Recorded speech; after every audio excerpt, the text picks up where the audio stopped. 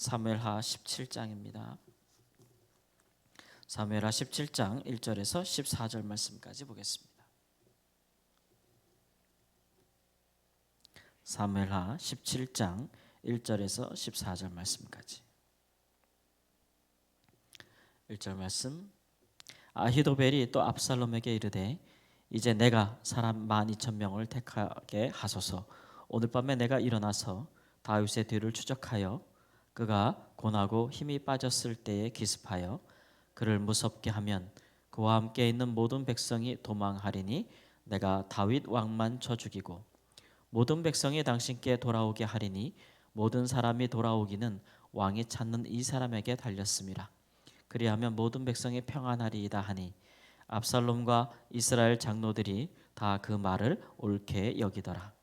압살롬이 이르되 아렉 사람 후세도 부르라. 우리가 이제 그의 말도 듣자 하니라.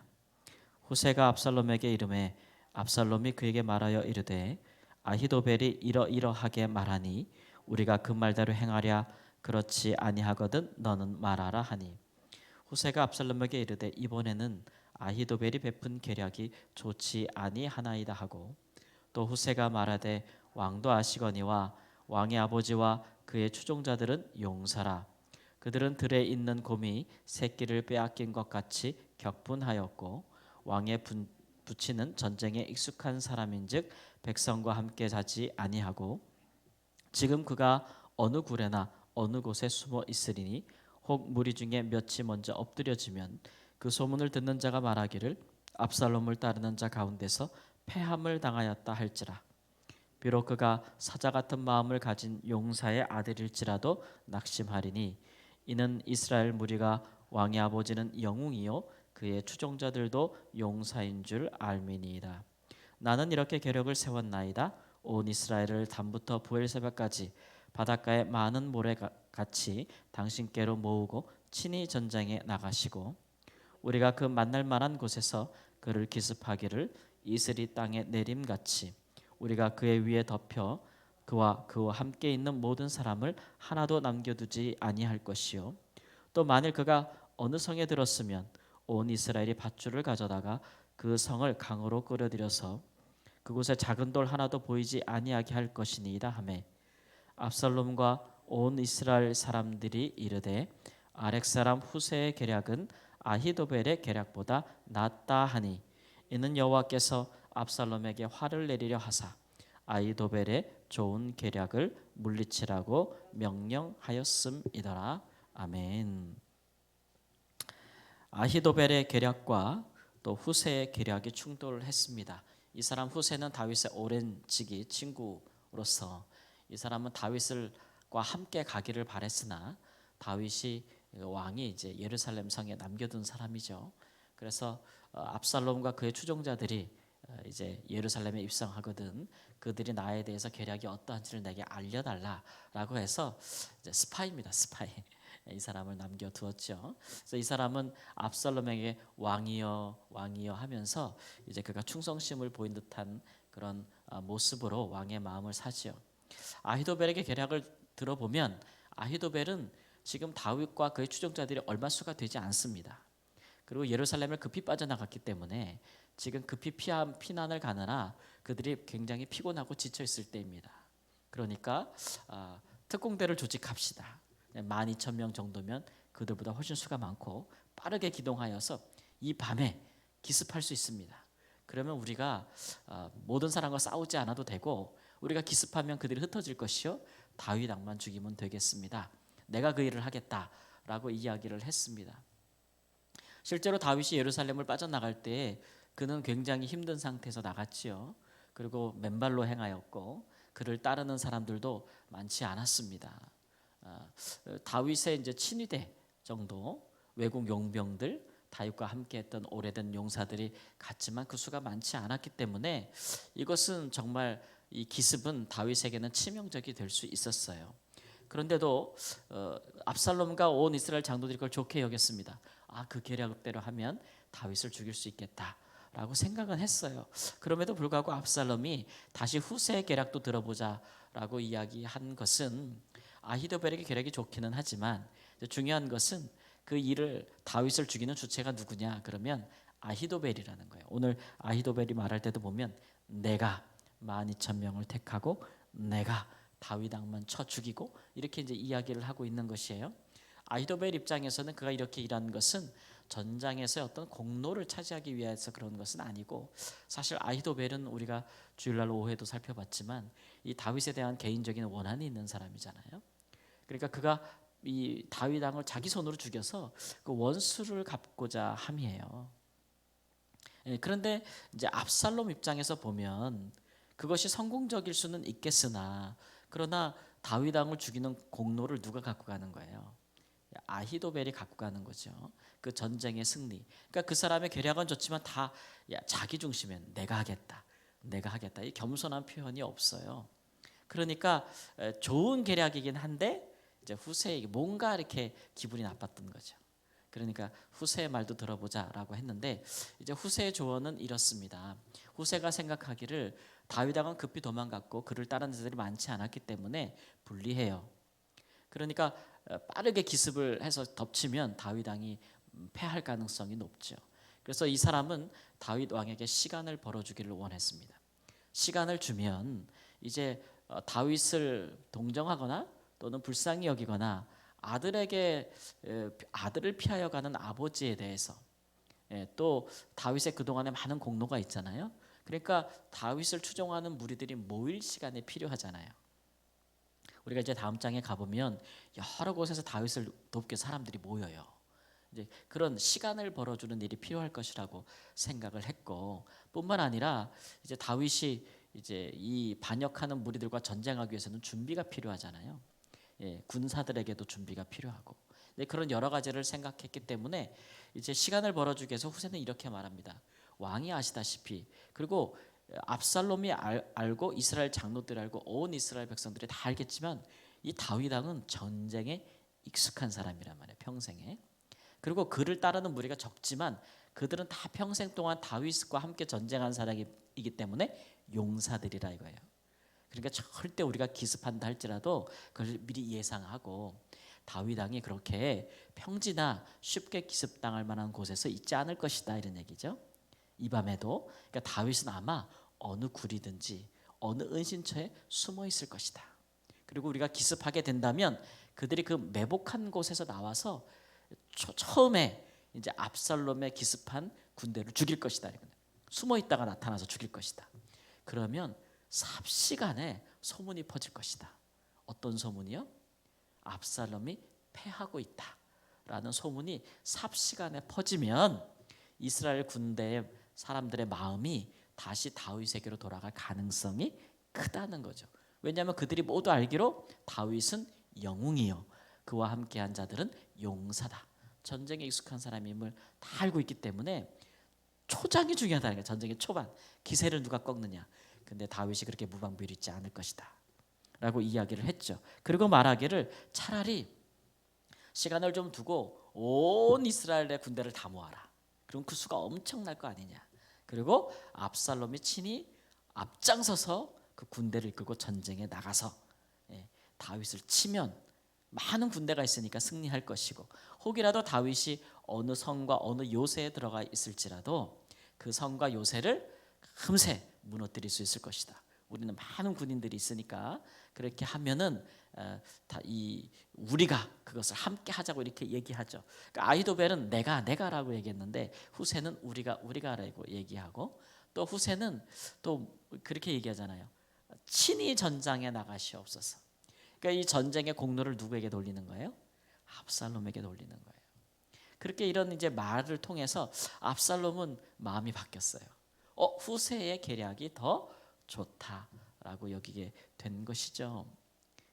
그렇게 한 것은 후세가 이 압살롬의 교만한 마음과 허용심을 부추긴 까닭이에요. 친히 전장에 많은 군인들을 끌고 앞장서서 나가라. 그러면 압살롬 입장에서 기분이 어떻겠어요? 굉장히 좋죠. 왕같이 왕이 된 기분이고 온 이스라엘 가운데 자기가 왕이 된 기분이고, 그런 것 때문에 이제 후세의 전략을 택하게 되는 것입니다. 근데 오늘 마지막 말씀에 보면은 사실 더 좋은 계략은 아히도벨의 계략이고 이길 가능성이 높은 그런 전략이었는데, 이제 압살롬이 그 허영심을 부추기는 후세의 말에 이제 넘어가서 결국은 시간을 벌어주게 되는 것이겠죠.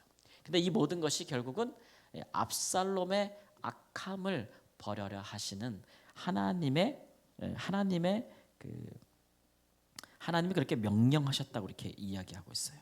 하나님께서 그렇게 하신 것이라고. 이 말씀이 정말 오랜만에 나오죠. 다윗이 그 밧세바를 범하고 우리아를 죽인 이후로 하나님이 다윗의 생애에 이렇게 개입하셨다는 어떤 그 우리가 구절도 찾아볼 수 없었어요. 그 전에는 계속해서 반복해서 나왔죠. 하나님이 다윗이 어디로 가든지 이기게 하시니라. 하나님이 개입하셔서 그로 범죄하지 않게 하시니라.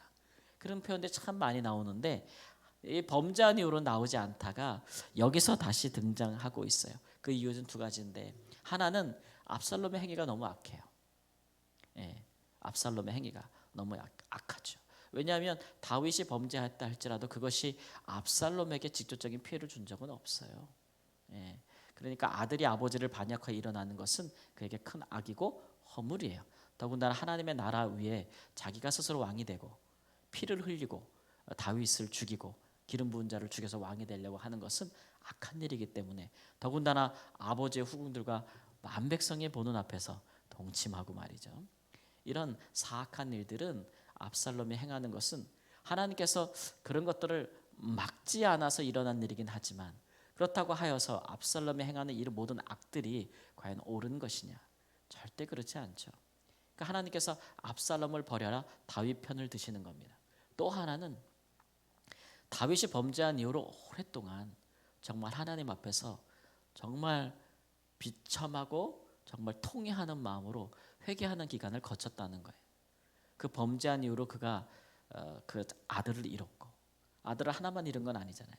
둘을 잃었고 뿐만 아니라 그의 몸과 마음도 다 쇠약해졌고 또 우리가 시편에서 보듯이 하나님 앞에 항상 회개하는 마음으로 그가 울며 불며 부르짖고 회개하고 심지어는 자기가 흘리는 그 회개의 눈물로 자기의 침상을 띄웠다라고 얘기할 정도로 그렇게 많이 울면서 하나님께 회개하여서 그 몸과 마음이 다 정신이 쇠하여져서 왕으로서의 직무를 수행할 수 없을 정도로 특히 왕으로서의 그가 재판하는 일을 할 수 없을 정도로 그렇게 쇠약해졌기 때문에 그 빈틈을 압살롬이 노린 것 아니겠어요?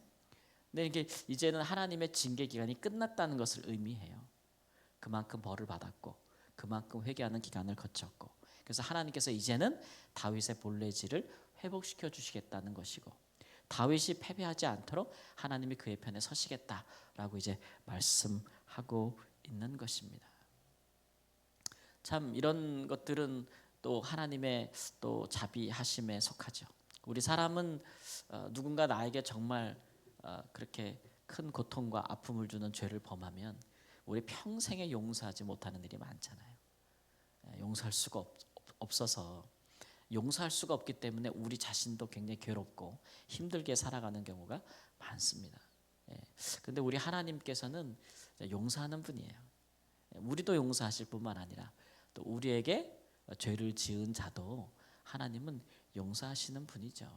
그러나 죄를 용서하고 또 그렇지만 죄에 대한 또 무거운 짐들은 또 결과들은 감당해야 하는 거예요. 하나님이 징계하실 때는 그 징계를 잘 받아야 돼요. 잘 받아야 돼요. 저는 다윗이 잘 받았다고 생각해요. 그 하나님께 징계를 받는 그의 태도가 정말 하나님 앞에서 고개를 들지도 않았고 사람 앞에 자기의 어떤 뻔뻔함을 내세우지도 않고 자기의 죄를 가리기 위해서 수단과 방법을 동원하지 아니었어요. 죄질 때는 했죠. 그러나 죄가 드러난 이후에는 철저하게 자기 자신을 하나님 앞에서 낮추고 회개하는 모습들이 긴 기간 동안에 하나님 앞에 이제 받아들여졌다라는 것을 의미하는 것이고 이제 다른 사람들이 약하여졌을 때 그것을 빌미로 이제 악을 행하고 또 죄를 더 행하는 자들도 결코 그들에게 유익이 없다라는 것을 알 수가 있어요.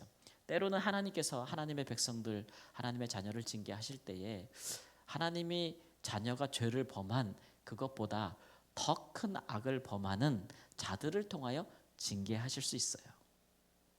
세상은 언제나 하나님의 자녀들을 미워하고 또 세상에서 주관하는 그런 어둠의 영들은 항상 그 죄를 행하고 악을 행하는 자들을 통하여 하나님의 백성들을 핍박하기를 원하죠. 하나님이 막아주지 않으면 우리가 세상에서 당할 일들을 우리가 상상할 수 없을 거예요. 사실 그런 것들을 우리가 어떻게 다 알고 예측할 수 있겠어요. 많은 것들이 있을 텐데 그러나 하나님께서 막아주시는 거거든요. 지켜주시고 보호해주시는 거예요. 근데 그렇게 이제 그 하나님의 자녀가 죄로 인하여 징계를 받을 때에 하나님의 자녀보다 더 악한 사람들을 하나님께서 몽둥이로 쓰실 수는 있어요. 이스라엘이 범죄할 때 이방 민족을 사용하시듯이. 그러나 하나님께서 죄도 안 짓는 그들을 억지로 죄짓게 해서 하나님의 백성들을 징계하시는 건 아니고, 그들은 본래 죄 가운데 있고 그들은 본래 죄를 행하기를 기뻐하고 그들은 본래 악한 자였는데 그들이 하나님의 자녀들과 백성들을 핍박할 때에 하나님의 자녀들의 죄로 인하여 하나님이 막지 아니하는 까닭이죠. 막지 않은. 그렇다고 해서 몽둥이로 쓰는 자들을 의로운가? 그들이 하나님의 백성보다 의로운가? 그건 아니에요. 하나님이 다윗을 낮추어 그 압살롬의 반역을 허용하셨다 할지라도 압살롬이 행한 죄악이 다윗보다 가벼운가? 절대 그렇지 않습니다. 그러니까 그의 말로가 그는 그가 행한 죄대로 또 하나님께 받을 수밖에 없는 것이겠지요. 하나님께서 하나님의 백성들을 죄로 인하여 징계하시고 힘들게 하실 수가 있겠지만, 그러나 그것도 또 하나님께서 사랑하시고 또 그 기간이 지나면 다시 하나님께서 그에게 은혜를 베풀려 하십니다라는 것을 우리가 꼭 기억하고, 우리가 살아가고 있는 시대에 우리가 지금 살고 있지만 우리 사회가 이렇게 복잡하고 어려운 것들 중에 하나는 뭐냐면, 잘못을 범하거나 죄를 범한 사람들이 그 대가나 그 징계를 받지 않으려 하기 때문에 그래요. 자기가 갖고 있는 모든 권한과 힘을 이용해서 어떻게 해서든지 하나라도 받지 않으려고 하기 때문에 국민들이 그것을 보고 마음의 상처를 받고 실망을 하고, 모든 또 이런 사법제도나 검찰이 하나도 믿을 수 없다고 이야기하고, 아무도 믿지 않잖아요. 힘센 사람들은 잘못을 해도 벌을 받지 않는 세상이라고 많은 사람들이 생각하고 있다면, 그런 사회라면 그런 사회가 온전할 수 있을까요? 그러니까 죄를 범하지 않는 것, 잘못하지 않는 것 중요하죠. 그러나 잘못했을 때는 그것을 반성하고 그 대가를 치르고 다시 서는 것도 중요합니다. 그런 것을 받아줄 수 있는 사회적인 분위기도 중요해요. 한 번 넘어지면 그냥 다시는 일어나지 못하도록 짓밟아 버리지 않고, 그가 정말 회개하고 죄에 대한 값을 치른 후에는 다시 회복시켜 줄 수 있는 그런 사회적인 분위기도 중요하다. 그게 하나님의 성품이다라는 것을 우리가 좀 생각하고, 우리 사회뿐만 아니라 교회도 그래야겠죠. 교회도 그런 아름다운 모습들이 우리 가운데 회복되어지기를 우리 주 예수님의 이름으로 축원합니다. 아멘. 사랑의 하나님, 하나님의 공의를 우리가 두려워합니다. 우리가 죄를 범하고 또 잘못을 범하였을 때, 우리 하나님, 우리가 회개하지 아니할 때에 하나님 주께서 하나님의 자녀를 그 아버지가 그 아들을 징계한 같이 징계하신다 하셨습니다. 우리는 완전하지 않은 거로 우리의 허물에 대하여 하나님 앞에 겸허히 우리 자신을 낮추고, 주께서 우리를 용서하시고 또 우리를 징계가 끝날 때까지 겸허히 받을 수 있는 자가 되어지기를 하나님 주 앞에 기도합니다. 이것도 하나님 우리 가운데 아름다운 경건의 모습이 될 줄을 믿습니다. 하나님 아버지여, 그러나 더 잘하는 것은 하나님, 우리가 하나님 앞에서 범죄하는 심각한 범죄에 빠지지 아니하는 길이오니 주여 저희를 도와 주시옵소서. 언제나 그의 백성을 향한 자비와 인자하심으로 하나님 참으로 회개할 때 그 뜻을 돌이켜 더 재앙을 내리지 아니하시는 우리 하나님의 인자하심 굳게 믿고 언제나 하나님 앞에 나아갈 수 있는 하나님의 사람들이 되도록 저희를 축복하시고 인도하여 주옵소서. 다윗이 곤고할 때 많은 돕는 자들이 있어서 가장 어려울 때에 도운 자들이 있었듯이 하나님 우리 성도들의 삶 가운데도 항상 돕는 자들이 있어서 마음을 같이하고 뜻을 같이하여 협력하여 선을 이루는 자들이 항상 있도록 은혜와 자비를 베풀어 주시옵소서. 오늘 이 새벽에도 기도하는 것에 대해서 우리 하나님 응답하시고 성령께서 모든 길을 예비하여 주시며 하나님께서 예비하시고 허락하신 것이 이루어지는 것을 반드시 응답으로 누리게 하여 주옵소서. 존귀하신 예수님의 이름으로 기도합니다. 아멘.